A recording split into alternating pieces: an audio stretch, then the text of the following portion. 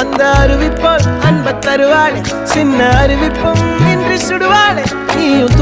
தும்மிடி ஆயுசு நூறாக என் உயிர் உன்னோட பத்திர சொத்தாக என் பார்வை உன்னோடு உன் பொம்மை கண்ணோடு பேசாமல் விண்ணோடு நாம் மிதந்து போவோம் காதாரா அடியானாலும்